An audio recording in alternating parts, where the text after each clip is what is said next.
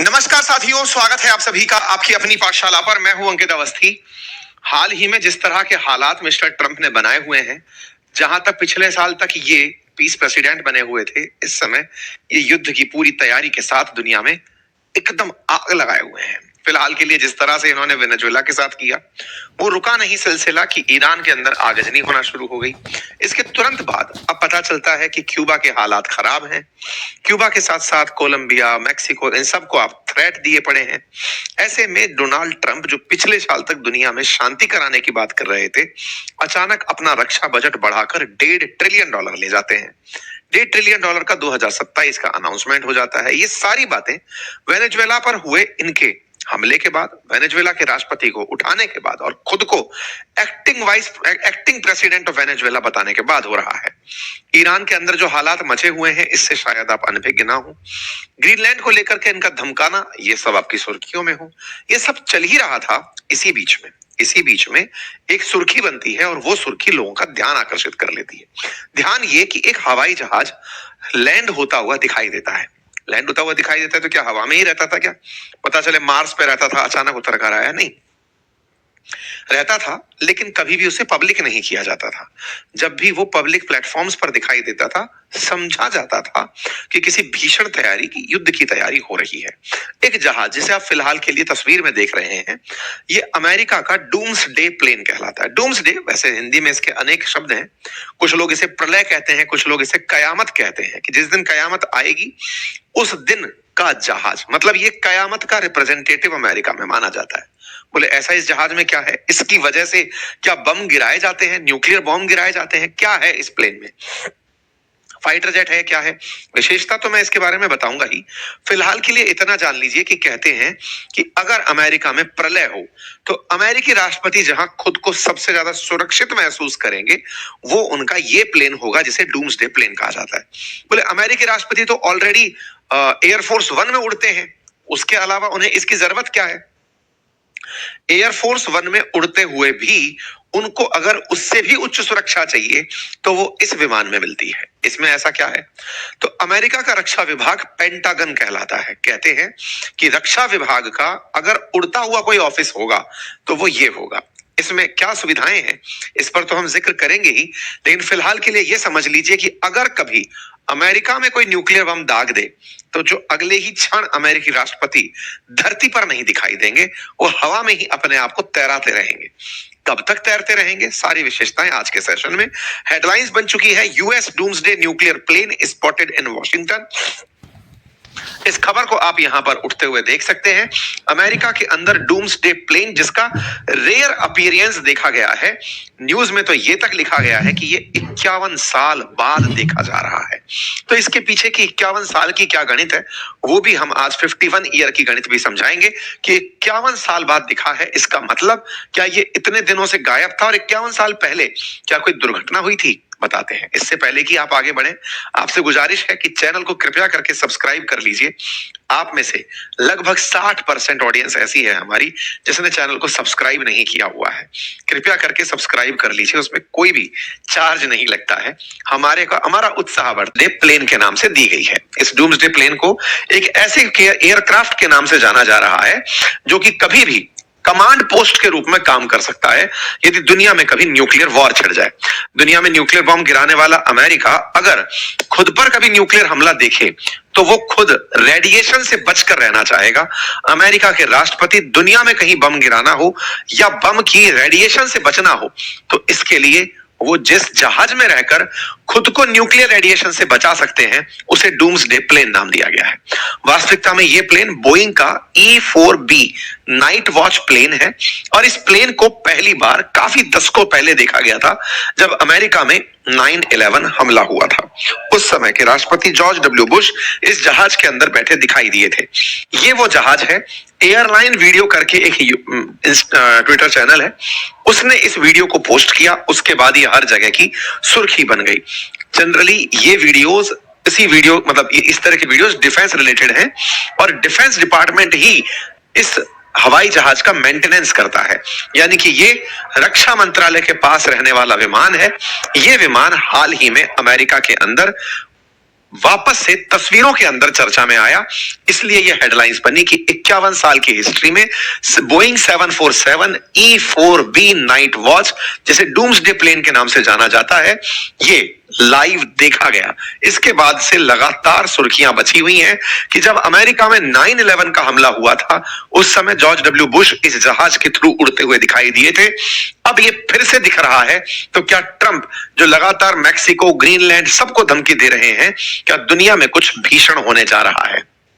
इस तरह के जहाज का देखा जाना एक पब्लिक प्लेस पर यह अपने आप में बड़ी बात माना जा रहा है। कहा जाता है कि ये प्लेन जनरली नेब्रास्क करके इनका जो एरिया है वहां पर खड़ा दिखता है।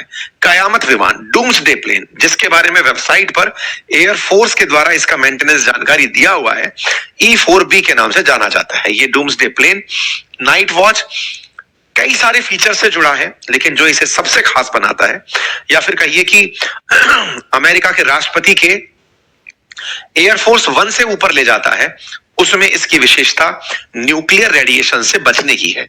एयरफोर्स 1 भी अमेरिका के राष्ट्रपति का सबसे सुरक्षित जहाज कंसीडर किया जाता है दुनिया में, लेकिन अगर उससे भी ऊपर कोई जहाज है तो वो इसे कंसीडर किया जाता है, जिसमें इलेक्ट्रोमैग्नेटिक शॉक वेव का भी कोई असर नहीं पड़ सकता। हमले की तो बात भूल जाइए, इसे कोई निशाना नहीं लगा सकता, ये रडार पर ट्रैक नहीं हो सकता, वो तो सब सुविधाएं साधारण हैं, लेकिन जब रेडिएशंस लंबे समय तक शॉक पैदा करती हैं, उस शॉक का भी इस पर असर नहीं पड़ सकता। सामान्यतया कोई भी विमान जब उड़ता है तो उसकी एक सीमा होती है, वो एक लंबे समय तक हवा में नहीं रह पाता।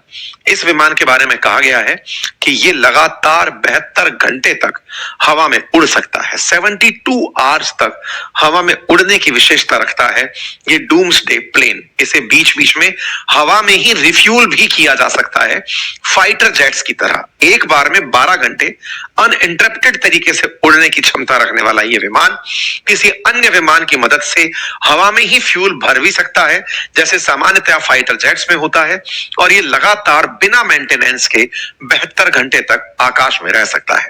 बोइंग का ये E4 सीरीज विमान दिखने में कुछ ऐसा है, इसे अंदर की तस्वीरों में ऐसा देखा जाता है। कहा जाता है कि इसके अंदर पूरी तरह से कमांड सेंटर है। अमेरिकी राष्ट्रपति यहां रहकर पूरे अमेरिका में जहां चाहे अपने जरूरत भर की कमांड प्रेषित कर सकते हैं। तस्वीरों को आप देखकर अंदाजा लगा सकते हैं कि ये पूरा एक ऑफिस जैसा दिखाई देने वाला हवाई जहाज है, जिसमें न्यूक्लियर कमांड कैपेबिलिटीज, यहां पर side wise lower level conference and command centre, refuelling probe, ये तमाम सुविधाएं इसके अंदर लगी हैं। जानकारियों के हिसाब से अगर बात की जाए तो कहा जाता है कि इसकी कीमत 2025 के हिसाब से लगभग 4000 करोड़ के आसपास लागत के रूप में आती है। ये बोइंग का E4B नाइट विमान के नाम से जाना जाता है।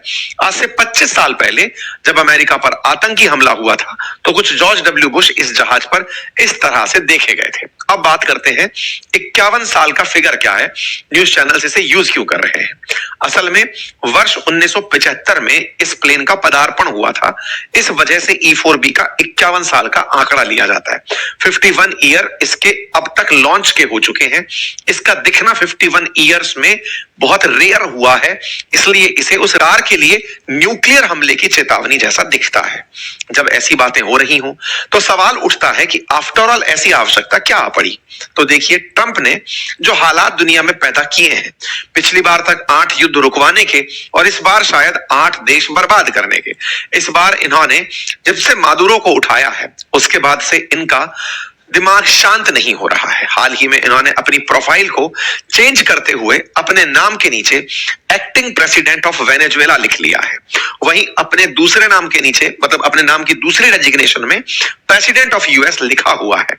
एक देश खुलेआम किसी देश की संप्रभुता का ऐसे मजाक बनाए, रातों रात किसी देश पर ऐसे कब्जा हो जाए, एक देश के राष्ट्रपति को उठा लिया जाए और उस देश के राष्ट्रपति खुद को घोषित कर दिया जाए, इससे बड़ा सत्ता परिवर्तन क्या हो सकता है। क्या जनता ने लोकतंत्र या तानाशाही के अंदर कुछ चंद लोगों के हाथ में ताकत सौंप दी है? क्या देशों पर कब्जा करना इतना आसान है? एक जमाने में जहां आप और हम सुना करते थे कि इस देश पर दूसरे देश का कब्जा हुआ तो क्या केवल शासना अध्यक्षों को बदल के ही हो जाता था या युद्ध भी जनता लड़ती थी? क्या जनता के ऊपर शासन केवल इसी तरह से अध्यक्षों को बदल के होता रहा है?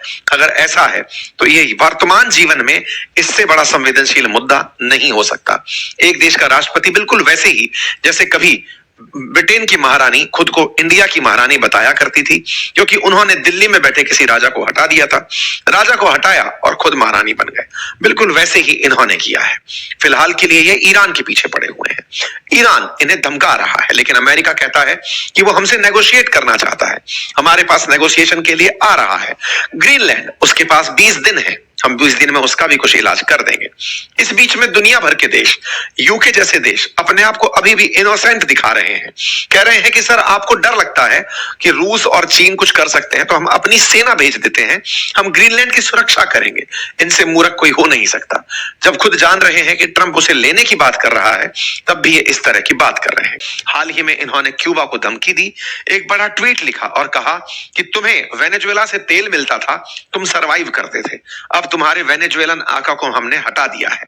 ऐसे में क्यूबा वालों, तुमने पहले भी बहुत तानाशाहों को पाला है, क्योंकि अमेरिका का क्यूबा के साथ एक बड़ा संघर्ष रहा है। एक बड़ी कहानी है क्यूबन क्राइसिस की, ऑलरेडी हमने उस पर वीडियो किया है।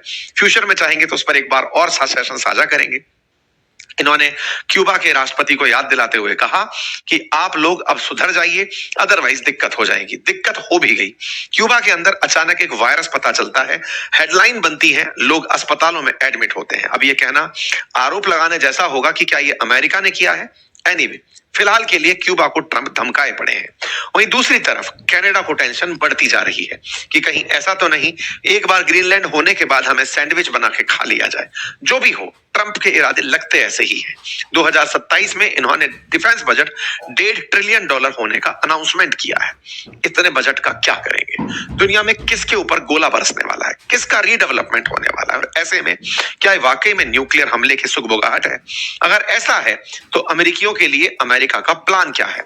तमाम प्रकार के इंफॉर्मेशन सिस्टम के अलावा क्या कोई और प्लान इनके पास है? मेडिसिन, सूचना तंत्र, ये तो सबके देशों के पास आज उपलब्ध है, लेकिन कहीं ना कहीं अमेरिका में राष्ट्रपति खुद को ही बचाकर चल रहे हैं, और शायद जिन पर शासन किया जाता है उनकी इतनी ही वैल्यू होती होगी। तभी तो इन सभी राष्ट्राध्यक्षों के पास अपने बचने के एग्जिट प्लान्स भी हैं। तो आइए चर्चा करते हैं बचने के प्लान पुतिन के, प्रधानमंत्री मोदी के, शी जिनपिंग के क्या हैं। अगर डूम्सडे की स्थिति हो तो रूस इस स्थिति से कैसे निपटता है? इस स्थिति के लिए रूस के पास एक विमान है जिसका नाम इल्यूशाइन IL-80 है। कहा जाता है कि यह विमान भी डूम्सडे विमान की तरह से ट्रीट किया जाता है। इसे मैक्स डोम कहा जाता है। यह भी डूम्सडे यानी कि प्रलय की स्थिति में रूसी राष्ट्रपति जिस विमान में बैठकर हवा में रहेंगे वो विमान है। क्या चाइना को इस दिन का डर नहीं लगता? चाइना का डर तो लगता है, लेकिन उन्होंने कोई विमान नहीं बनाया। उनका मानना है कि हवा में तो फिर भी आपको सैटेलाइट से ट्रैक किया जा सकता है कि अब कहां उड़ रहे हैं। बंकर बना करके अगर जमीन के भीतर रहा जाए, अंडरग्राउंड रहा जाए, तो पहचानना मुश्किल होता है। ये लोग कुछ उसी तरह की तैयारियों में जमीन के भीतर तहखाने बना रहे हैं किसी विपरीत परिस्थिति से निपटने के लिए। ऐसे ही भारत के बारे में भी कहा जाता है, भारत के पास बहुत से कमांड सेंटर्स और भूमिगत ठिकाने हैं जो किसी प्रलय की स्थिति में बचने के लिए इस्तेमाल किए जा सकते हैं। दुनिया में सबसे पहले युद्ध बरपाने वाले यूरोपियन देश, उनके क्या पास प्लान होता है? उनके पास भी कुछ इसी तरह के बंकर्स हैं जो विपरीत परिस्थितियों में इनको सुरक्षा उपलब्ध करा सकते हैं। चाहे कोल्ड वॉर एरा रहा हो, चाहे उससे पहले के युद्ध वर्ल्ड वॉर के रहे हों, इस तरह की व्यवस्थाएं इन लोगों के पास रही हैं।